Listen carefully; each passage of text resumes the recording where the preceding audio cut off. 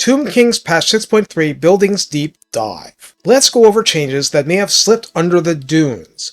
I don't think as much has changed as did for the Lizardmen, but I still want to pay some attention so we can see how this interacts with rights and so on. As we begin with minor settlements, here's something important. Even just building to the first tier of a minor settlement from ruins takes 4 turns in favorable climate. I'd forgotten this because I'm used to sacking, and that can be good for you depending on your goals and needs, but there's a reason the right to get a necrotect to instantly get a settlement to tier 3, even from ruins, exists. And the necrotect doesn't care about unfavorable climate. Your regular labor force sure does. That'll prolong the times needed. Because it's so important, let's go over these first. Income generated is 50 per minor settlement, main building, growth plus 15, local recruitment capacity plus 1, corruption minus 1, research rate plus 1. So yeah, just having more minor settlements increases recruitment capacity, and it's not easy to improve that otherwise. Garrison is 2 skeleton warriors, 3 skeleton spearmen, 2 skeleton archers. So the garrison has little meat on the bones. 5 turns and 1500 gold required to upgrade to tier 2 from crypts to mastaba. Income generated doubles to 100, growth plus 20, research rate plus 2. That's right, more settlements directly means more research. Corruption minus 1, recruitment capacity plus 1, garrison is 1 skeleton warrior, 2 skeleton spearmen, 2 Nehekaran warriors, and 2 skeleton archers. 6 turns and 3000 gold gets you mausoleum, income generated 1500 gold per turn, growth plus 25, research rate plus 3, recruitment capacity is still only plus 1, corruption is still only minus 1. Garrison is 1 skeleton warrior, 2 Nehekaran warriors, 2 skeleton spearmen, and 4 skeleton archers. And those will be clutch in any real battle, especially reinforcing a proper army. Obelisk Chain requires 1 turn and 750 gold to start. This gets you plus 2 unit capacity for carrion, and allows recruitment of carrion obviously, control plus 4, corruption minus 1. In other words, I'm leading with a huge increase in the availability of carrion. Now, do you want to use them in preference to another skeleton spearman unit? It depends. They don't instantly evaporate necessarily, but they aren't there for prolonged combat generally. It all depends if your enemy is all infantry or you have eagle bow throwers to wreck from behind. Sometimes that's more important than a unit that may or may not last until the end of the battle. Sepulchre requires 2 turns and 1000 gold for the upgrade. Carrying capacity plus 3, that's up from nothing, your total is 3, control plus 6, corruption minus 2. Mortiferous Sanctuary takes 3 turns and 1500 gold to upgrade, carrion plus 4 capacity, control plus 8, control plus 1 in adjacent provinces, corruption minus 3. And that's it. Mortuary House is your growth building chain origin point, only 1 turn and 250 gold to start you off. This gets you growth plus 25, casualty replenishment rate plus 3%, and corruption minus 1. Tomb King's replenishment isn't awful until you start getting into unfavorable territory and worse. 2 turns and 500 gold upgrades to Regnant Catacombs, growth plus 35, casualty replenishment plus 4%, corruption minus 2. The corruption stuff is important to places you want to develop and keep. 3 turns and 1000 gold upgrades to Grand Ossuary, growth plus 45, casualty replenishment plus 5%, and corruption minus 3. Now the economic building, which is key to know about. 1 turn and 250 gold gets you Charnel Plaza, 100 gold income per turn, movement range plus 5% for your armies starting your turn there. This is not a new mechanic, but be aware of it. 2 turns, 500 gold, upgrades to Funerary District, and maybe half the fun of this video will be the great names. Income generated 150 per turn, movement plus 10% for own armies. 3 turns and 1000 gold for Avenue of Monuments gives 200 gold per turn and campaign movement plus 15%. Now it also says if you have Proclamation of the First Dynasty researched, this also grants minus 10% movement range to enemy armies starting their turn in this region. That may only help for a turn if the settlement falls, or not even that much for small territories, but we'll keep an eye out for similar stuff. For Anti-Plague, 2 turns 1000 gold for Catacomb Watchers, chance of plague spreading -50%, plague duration -1 turn, enemy ambushers visible in local region, plague immunity 1 turn, control +3, corruption -3, and I mention this because if you need anti-corruption, this is an option, and discoverability of undercities and stuff up by 10. 4 turns and 1500 gold upgrade to Vault Guards, plague immunity 2 turns, control +3, corruption -4, nothing else to note from prior. For proper defense, Desert Lookout requires 5 turns and 2000 gold, and in practice all you get is this t-shirt and 2 Nehekaran warriors and 1 skeleton archer, but better than no t-shirt.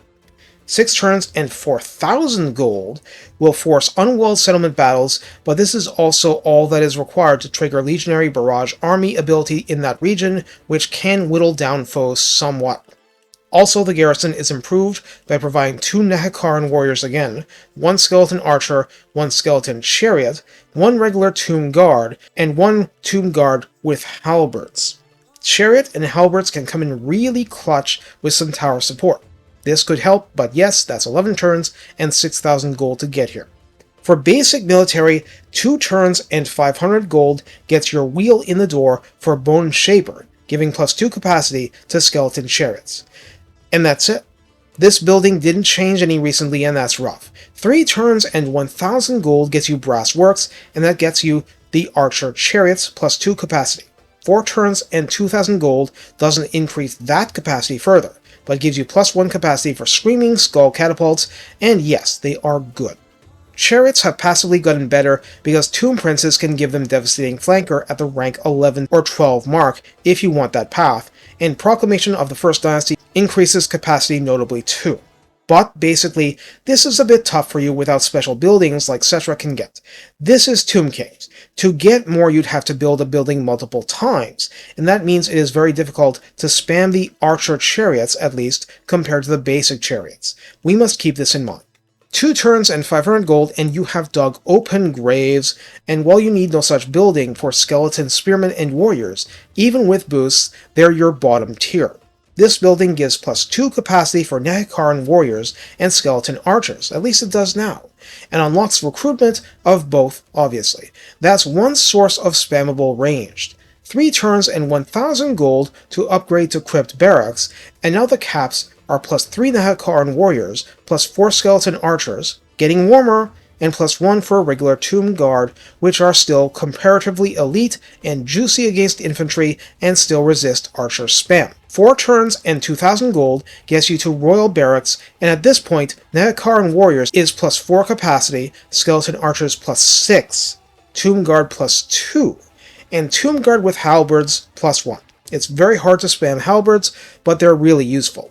I'm going over this to point at the warriors and the archers though. You now have a single tier 3 building and got 13 recruitable units above skeleton warriors. 2 turns and 500 gold gets you a quicksand swamp site where unfortunate living riders and steeds once met their end.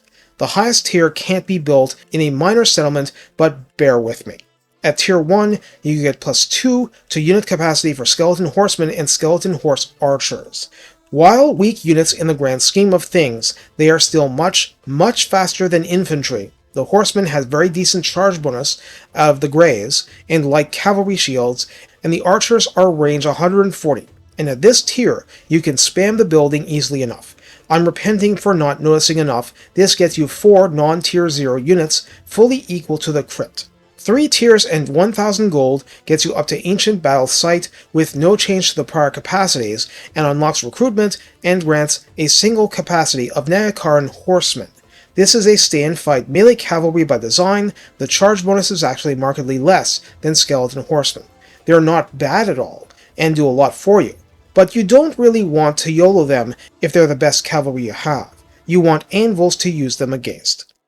4 turns and 2000 gold upgrades to Necroserpent Nest, and this leaves the skeleton steeds untouched, raises you to Nehekaran Horsemen +2 capacity, and gives you recruiting rights and +1 capacity for regular Necropolis Knights and Sepulchral Stalkers. That's right, it's +1 for the Stalkers at this tier. Pretty sure it was +2 for a long time, but that's why it was vital for me to put out my Necrotech video showing you don't have to choose between lower tier constructs anymore. You can boost capacity for all of them. They have rearranged other things to account for that. That's all for this building for now. Ushabti Building or Statuary of Khemri remains 4 turns and 1000 gold at tier 2 settlements to give Ushabti Recruit and +1 Ushabti Capacity. That's the melee one. Don't forget please, it has bonus versus infantry. Even YouTubers go, mediocre stats, wah, without remembering that exists. Statue of Fakth upgrades to capacity +2 for melee Ushabti and capacity +1 for great bow Ushabti, where before it was just +1 for each at this point, meaning the melee version is much more available once you hit this tier.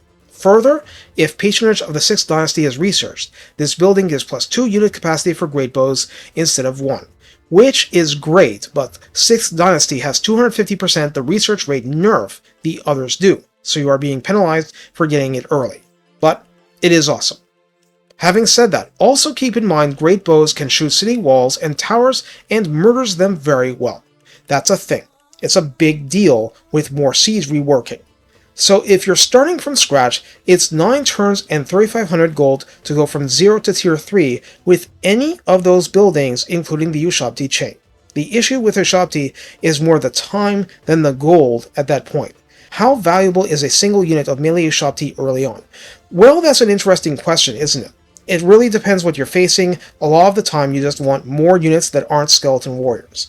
At any rate, there's no option to spend 2 turns, recruit 4 units for an additional turn, and then demolish for Ushabti. There is that option with others. This, then, is the context for the Scorpion Nest, a tier 3 building with no higher or lower tiers, 5 turns to build, 2500 gold, recruit unlocked, and unit capacity +2 for Tomb Scorpions. Also just to say, Treacherous Lord trait seems to work fully and beautifully, and they improved it further.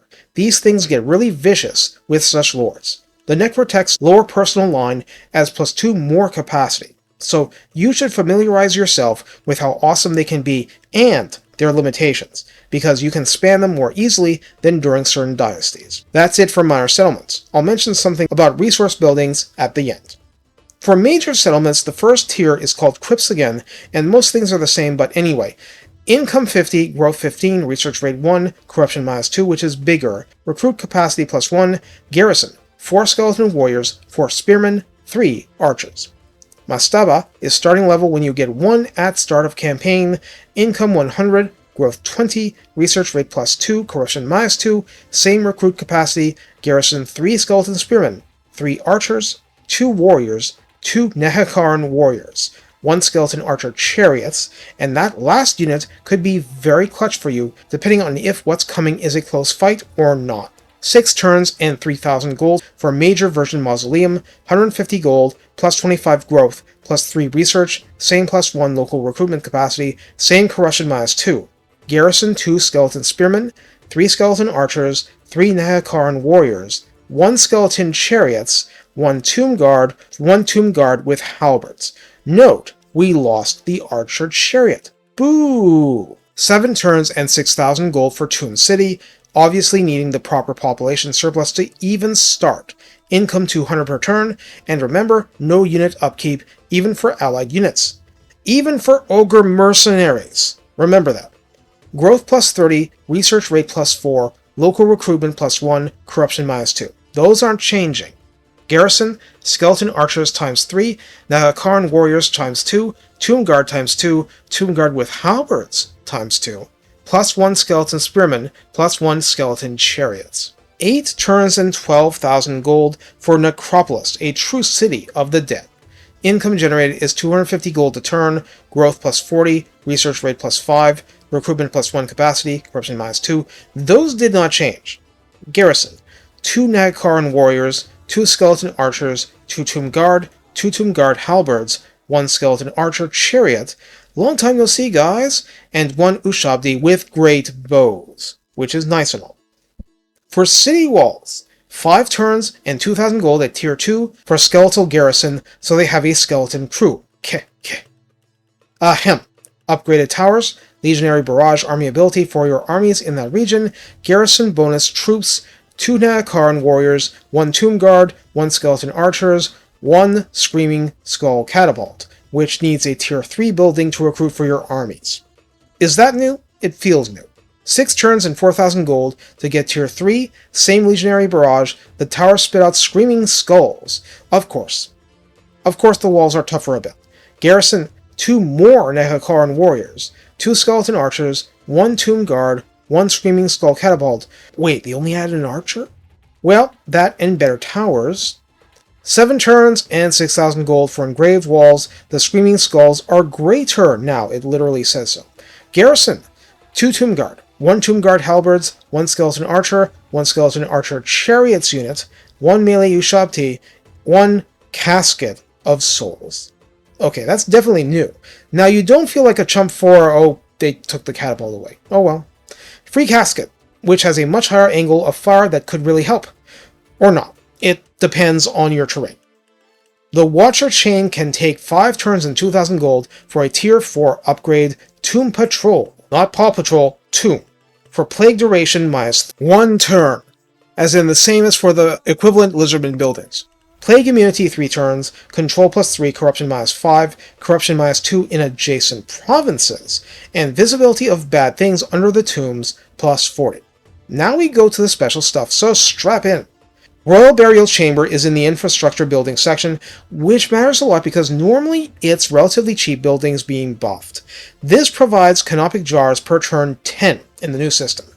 Let's be honest, this is not a big contribution, but it is per turn, without you having to do anything else. Control plus 2 to adjacent provinces, corruption minus 2 to adjacent provinces, not your own. Lord Recruit rank plus 1 faction-wide, which is one of your ways of increasing that. Hero Recruit rank plus 2, so you have extra incentive to recruit them here, and provides a garrison of 1 Tomb Prince. But since they're anti-large melee heroes, you'd much rather have one than not. The Hero Recruit rank does help, and faction-wide boosts are good long-term, yes. Going back to the Cavalry building, 5 turns and 3,000 gold on top of the requirements for the tier 3 building before, which was 9 turns, 3,500 gold so far, to get Royal Menagerie. Now you have unit cap plus 2 for Skeleton Horsemen, Horse Archers, Nahakaran Horsemen, Necropolis Knights, Sepulchral Stalkers, and plus 1 for Necropolis Knights with Halberds. So this is a big jump in quality for the 3 construct units, and there is a patronage for increasing the unit cap of the Halberds version of Necropolis Knights by 2. I just forgot it in the original recording, so I'm pasting it in. You're welcome. But nothing increased for the Skeleton Horse unit cap above the tier 1 building. Nothing. Nahakaran, nothing past the tier 3 building. So it depends what you want and when you want it. Long term, you want and need the big snakes. Now, the real fun starts. 5 turns and 6,000 gold at a tier 4 settlement gets you Ruined Nahakaran Citadel. And let me be very clear, this is the citadel you need to unlock the 4th right, Great Incantation of Geheb, which has nice global bonuses, but the big thing is extra growth everywhere under the desert sun. Back to the building, poof, you can recruit 1 Bone Giant. Casualty replenishment rate plus 3% for that province, recruit rank plus 1 for units, local recruitment capacity plus 1 for units, as in, aside from characters, this is the only other way to raise it, aside from just plain having more settlements. Enemies are minus 5 leadership when laying siege to you, ammunition plus 50% when under siege, good stuff. For 7 turns and 8,000 gold, you upgrade, yes, you upgrade this now. To the restored Nahakaran Citadel, you are still at plus 1 capacity for Bone Giants, as in you don't get extras, not yet. Casualty replenishment plus 5%, recruit rank plus 2, which is actually pretty huge, local recruitment capacity still plus 1, leadership of enemies minus 8 when sieging you, ammunition still plus 50% under siege. It requires patronage of the 2nd Dynasty for this building to provide plus 1 to unit cap for Bone Giants for a total of plus 2. The last buildings of this part start at tier 4 and follow a similar theme. 5 turns and 6,000 gold for each.